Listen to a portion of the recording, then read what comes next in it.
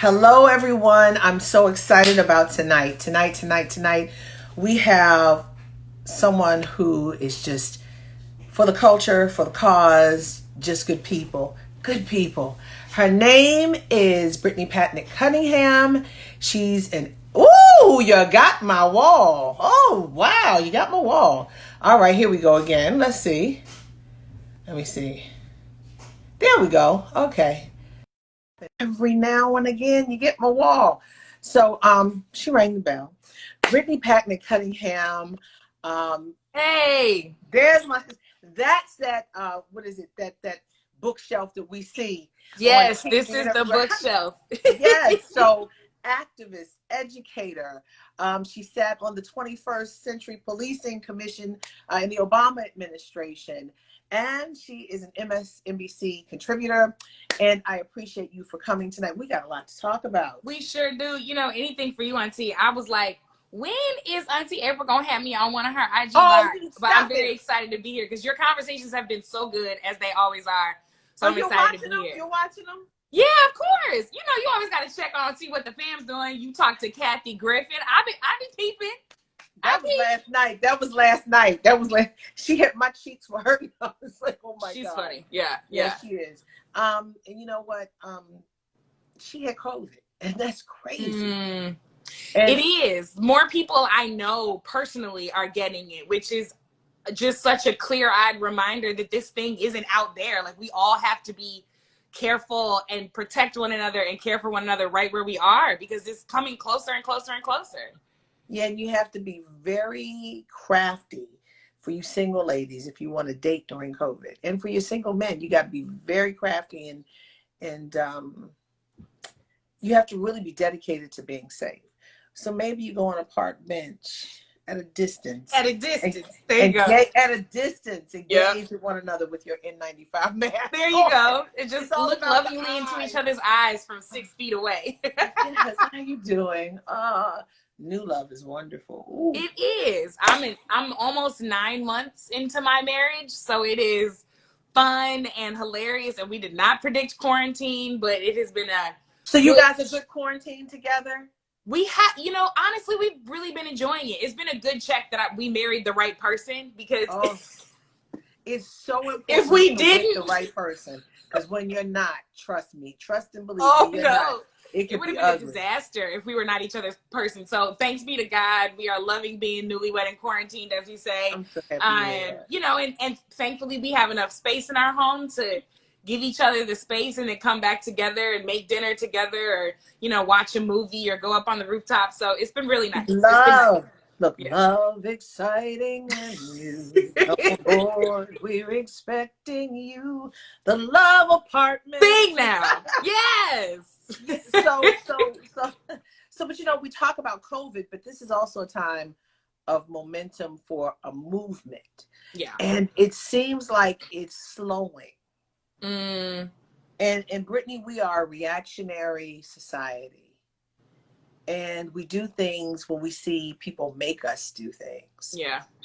You know, I think about Dr. King and voting rights, the Voting Rights Act, and how he had to make LBJ move on the Voting Rights Act. Yes, there was this thing called leverage, strategy, leverage, and organizing to make LBJ do that for the Voting Rights Act that has now been gutted, and we're voting without the full protections of the Voting Rights Act. But with that said, we're not seeing as many people out there marching. We're not seeing people out there painting streets anymore. What's going on? What's going on in your opinion? Because you became famous, well, to many of us after Ferguson. And that was a moment and a movement. Yeah. So what's going on? I think, you know, and I struggle with the word famous, right? Because that was and will never be the point of movement work, right? And I am grateful for the platform I have now, and try to. But your fame was service. Your power, and I try to really use it. I try to use it with purpose, right, and responsibly, and to further the cause of justice. So I'm grateful for it. But I think that part of what we forget, and this is obviously something you know deeply as a student of history, as somebody who is in the center of history all the time, we forget that rights are won and secured in various chapters of a freedom struggle through multiple campaigns with different ground zeros all around the country and the world, with different organizations, different individuals, different names that you know. And so I think a couple of things are happening. One, mainstream media is not covering it as much as it once was being covered. How about that? And I say that, you know, I'm just to keep it a buck, right? Like it's not reaping the same coverage that it once did, even though a lot of these protests are still happening. We saw folks get arrested in Louisville in protest in front of Daniel Cameron's house, in protest for Breonna Taylor. We continue to see folks protesting in New York. We continue to see folks protesting in Minneapolis, Seattle, so many places. But what we also have to remember is that the part that we see, the protests, the frustration, the visible evidence of a movement is but one tactic that we leverage. It is, yes, about the marches and the rallies and the protests, but it is also about the deep organizing. It is also about rewriting policies and getting them passed in state houses and by mayors and by city councils. It is also helping to run electoral campaigns to get progressively minded people in office. The progress that we've seen, for example, in Minneapolis, where they have voted to disband the police department and bring together the community to reimagine and redesign what public safety looks like. There were so many steps to get there before the protests took it over the edge, right? You had to elect the right people to be on city council. They had to be in community with the right people who were doing the research, writing the policy. All of those things mattered. So I think what we're experiencing now is an opportunity for all of us to be engaged in movement work beyond what's visible, beyond what gets on TV, beyond us physically going outside. How are we operating in community with the folks in our neighborhoods, in our city, in our collective to get the long-term work done while we also put on the short-term pressure that protests bring? Short-term pressure that protests bring. That's poignant. But at the end of the day, though, I mean, we're still asking for justice for Breonna Taylor. No knock warrants, okay? At the end of the day, you know, it took them how long to figure out how they were going to charge George Floyd's murderers. Yep, that's the right word. Yep. Murderers. Mm-hmm. Ahmaud Arbery. Mm-hmm. Hunted down like an animal because he wanted to go look into a construction site, dreaming of possibilities for his life. The white people didn't get shot and run down like an animal and killed. We're still protesting. Yeah. 401 years we've been protesting. You know, Fannie Lou Hamer was sick and tired of being sick and tired because of lynchings of Black folks, the murder of Black people, domestic terrorism of Black people. Sheriffs were policing us as slaves 401 years ago. This is not new. Yeah. This is not now. This is not the Obama administration. This is even before all the way back. Yeah. And if you don't know who Emmett Till is, Google him. Okay. That's right. Let's go way back. These protests. It's time for protests to stop. So what's next? Mitch McConnell has got Democrats and Republicans can't come together on this in the Senate. And I hate to say, I said this last night with Congressman Hakeem Jeffries. It's going to take another Black person, male or female, to die for something to happen. And that's the sad piece. Yeah. I do think, you know, I don't ever think it's time to stop protesting. I think we have to employ every tool that we have, because when you go back and you look at Dr. King's letter from a Birmingham jail, right? What were these white clergy telling him? They were telling him, wait, slow down. It'll be your turn eventually. And what he reminded them was that for Black folks, for the American Negro, as he said, wait almost always means never. And if I waited my turn, you would never actually come to the table to negotiate with me. So we engage in disciplined, direct action to force you to the table, to create the crisis, right? So we protest while we do the policy stuff, while we do the politics stuff. It all goes together. In terms of your question about what's next, though, it really has to fundamentally be our full engagement in the census and in this upcoming election in November. I mean, there are no ifs, ands, or buts about this. I'm from St. Louis, and right now they're tracking a severe undercount of Black people in my hometown. And those are literal dollars that we do not get, right? A lot of people have asked me the question, because I've done some work around trying to get people to take their census. People are like, well, what has the census ever done for Black people? And I'm like, okay, let's have a civics 101 conversation, because it's a fair question. People just don't know, right? Right. But literally, and that's what civics, they're not teaching civics in we're class, not teaching these things, anymore. right? So right. I heard the question with no judgment. It was a real question. It's a legitimate question. Here's what the census does, not just for Black people, but for all people. It makes sure that the resources that are allocated to states on our behalf actually reach us. So if you have a formula that, let's say, every student gets $100 from the federal government if they attend a public school. This is an arbitrary hypothetical figure, right? $100. So the school that has 2,500 children, you multiply 2,500 times 100, that's how much money they get.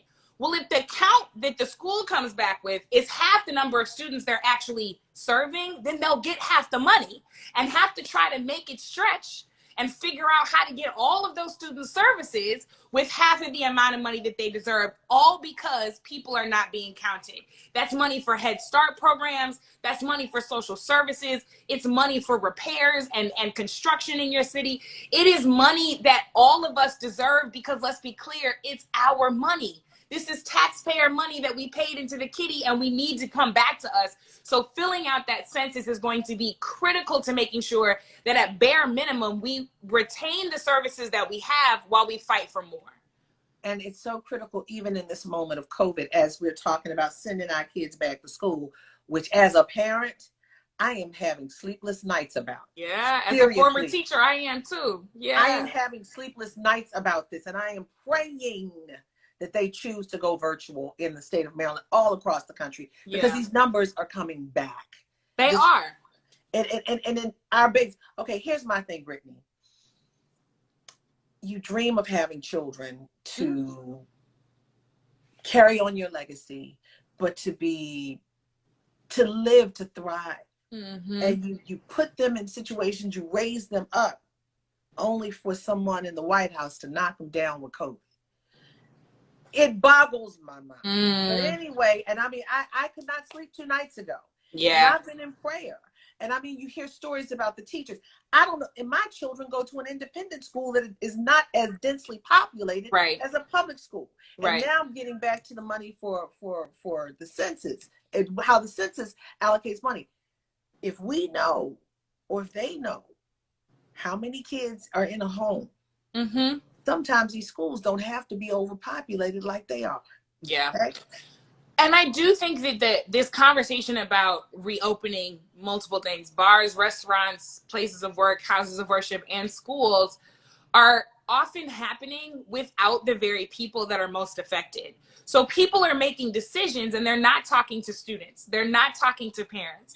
They're not talking to folks and saying, instead of saying virtual learning was really hard, so we just won't do it anymore, we should be saying virtual learning was really hard, so how do we create new systems and give people resources so that we can do it better? Because that is exactly how it needs to happen. How do we work with Dell? How do we work with Apple? How do we work with all of those electronic systems to give our kids a tablet or a computer? At the very least, right? And I have my good friend, and Wi-Fi, because we know that broadband internet access across rural America, across urban America, is not equitable at all. My good friend Leslie Bernard Joseph runs a school in New York, Coney Island Prep, and when the pandemic hit, his immediate work went into 3 things. It went into 1, making sure that people had the hardware, the actual technology that they needed. 2, that families had the financial support that they needed, because not only did they need to get school lunches to kids, they knew that a bunch of parents were suddenly finding themselves with their hours cut or no hours at all, people being laid off, people losing their jobs. So literally they were just money going out to families because the direct need was there. And then the 3rd thing was about altering his system of teacher training and support so that teachers could actually effectively engage their students virtually, which is a very, very difficult thing to do, so that students aren't left behind and that teachers aren't overwhelmed. Nobody is saying that this is easy, but it is worth figuring out, because otherwise we are leaving people left behind and we are leaving folks out. And the way to best do this means engaging the parents, teachers, and students that everybody wants to ignore until they need them, right? Just a few months ago, we were hearing from everybody, teachers are so essential, we need them, they should be paid like doctors and lawyers, which I fundamentally agree with, and some of us have been screaming that for a long time. And all of a sudden, when people's children were home, they realized teachers are not glorified babysitters. They're doing a very difficult job. That's right. That's right. But now that it's time to go back, those same teachers that we were heralding that are saying, hold on a second, we have some worries because it doesn't seem like these plans for returning are really strong. Those same people are saying, well, later for the teachers, we're just going to do our own thing. The point is, we are all engaging in systems that affect our health and our livelihood every single day. We need to be able to make money to support and feed our families, and we need to be able to be safe while we do it, whether we're learning, whether we're doing the learning or doing the teaching. So ultimately, how do our power structures, our mayor's offices, our governor's offices, our federal Department of Education, listening to the very people who will be most affected by this, parents, students, and teachers, and coming up with new solutions, because the old normal is not going to work for us. And what's bothering me is that those old standard bearer experts that we used to look to, we're now wondering if they're compromised over politics or fear from the president of the United States. And at this point, I believe we all need to implore critical thinking. What is critical thinking? Where you look beyond the surface, where you dig deep to find out. Because I'm gonna tell you something. It's unfortunate, but there are people in high places and spaces who don't give a damn about you. And at this point, you got to care about, you got to be your own advocate. So it's scary, but it's true. But I've been cussing a lot lately. It's it's a time that inspires that. Yesterday, I was reading up on how this administration, led by the occupant, as our good friend Ayanna Pressley calls him. Yes, she does. Led by the occupant, they are now calling on hospitals to skip over sending data to the CDC. I know you know this. And send it directly to HHS, right? A division of something that's run by a cabinet post and a division of the executive office. And they are potentially withholding certain medications. Withholding is the wrong word. They're saying that if you don't go this route, that you won't have access to, or you won't get counted for some of the treatment medication that hospitals have been using. And this is a very scary thing. Like, I'm not an alarmist, right? But reading this, I'm saying, okay, so here we've got the occupant repeatedly saying that the issue is not that people aren't social distancing. The issue is not that shutdowns need to remain in place. He's saying that the issue is that there's too much testing and that our numbers will just go down if we just stop testing people, which is asinine. So that guy is saying that. And then they're saying, give us the data, don't give it to the CDC, because we don't want people to look to the CDC anymore. Lord knows what you're going to do with that data. If you're going to release all of it, if you're going to, I just don't know. And the fact that I don't have any trust in you, what you are going to do with this changed system that you are implementing in the middle of a pandemic, which doesn't make any sense, is precisely the problem. Whether you do the things that people are predicting with this data or you don't, the fact that we cannot trust anything that comes out of your mouth is scary for every single person, whether you voted for him or not. And I think what we have to realize is, and this is why so much of the work has to be committed to the census and the election, is that from the mayoral level to the governorship to the presidential level and everything in between, we are all being reminded just how few folks can change our lives with the flip of a switch and with the keystroke. And we have to be deeply invested and knowledgeable in exactly who those people are. We need them to constantly feel the pressure of us as the electorate and the people who gave them their jobs and pay their salaries. And we need to hold them accountable all the time. The process, the movement does not end at the voting booth. It begins at the voting booth. That's right. The Office of Citizen requires you to pay attention 24/7, 365. Critical thinking, critical thinking, critical thinking, critical thinking. And what bothers me, Brittany, is the fact that never in our history have we been told by other nations, nations to the north and the south of us, our neighbors, and in Europe, you are not allowed to come. They said, we don't want you. We don't want you. Stay your COVID tail back in the United States. Don't come over here. Stay over there. Exactly what the president did, flipped on him. He wanted to ban everybody. Flipped on him. Banning us here in the US. America first to America last. That's exactly what happened. That blue passport that was such a shiny symbol of excellence to certain people is now a scarlet letter, right? That is something that as soon as folks see it, they're saying, we do not want you over here. And we are, I said this the other day, we are unwitting carriers of Trump's ignorance and evil. I do not want to have anything to do with that man. I certainly didn't vote for him. I did all I could to make sure people voted for somebody else. And yet I'm still suffering the consequences of his behavior, his evil, and his lack of consideration for anybody but himself and his cronies. So the fact of the matter is, whether or not I like him, whether or not I supported him, whether or not I care about him, I still am forced to carry the virus of his evil. And guess what? Other countries are saying, we don't want that over here. You got to go somewhere else. There are a few countries that are still open to us. And frankly, as Americans, I don't even think it's that responsible for us to be in some of those places getting other folks sick. So here, let's be very clear for all of those. I love the fact that we have a very diverse audience, all political parties, as well as races. We are not hating on the office of the presidency, but we're calling out wrong from the highest office in the land. And this right here is right here. What the civics classes would teach you is democracy. That's right. Because people are hurting. The Black community has the highest numbers of negatives in almost every category. And we are dying disproportionately higher. Black and brown folks are dying disproportionately higher. And yet you still have a president who wants to rally and have his convention, his coronation in the hot spot, the epicenter of COVID.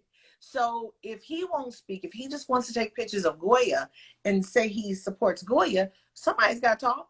So, and I'm glad you don't have to go there. Girl, I'm not going there because let me tell you something. For the beginning of March, when the people from CPAC said they had, I said, I am not coming back up in here. And you know why? Because they were coming in and out. I said, hell to the no. I'm a divorced mother and I got children. And I said, I'm not getting the COVID from them. No. They don't care about me. I ran from death threats and I'm running from COVID. I will not be at that White House no time soon. No. Well, we know you're going to keep them honest from wherever you are. We need you to stay healthy. So do what you need to do. So with that, and like you said, we have to use the tools that are in our toolkit. There's so many different tools. Use your voice, use your platforms, use your power to vote. And it's unfortunate. We are now entering the next wave of phase one. We're not even in the winter yet or the fall because they're expecting the fall. There's flu. There's so many other things that are going on. That's right. And they're making us go vote at the polls.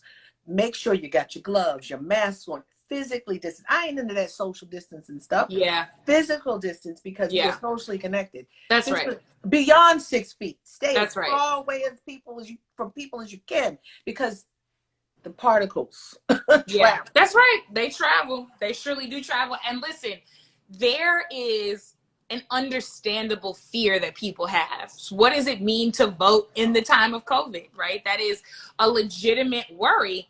And I'm doing work in Georgia. They voted like their lives depended on it. They sure did because their lives do depend on it. Banging on those doors like, let us. Oh my God. Yeah. I was like, thank you. But I think that we also have to recognize that there are lots of apparatuses to have our voices heard that we may never have tapped into personally, but that are available. So, for example, voting in the general election, it begins in Minneapolis, which has been ground zero, begins in Minnesota, rather, which has been ground zero for this movement on September the 18th. In-person early voting begins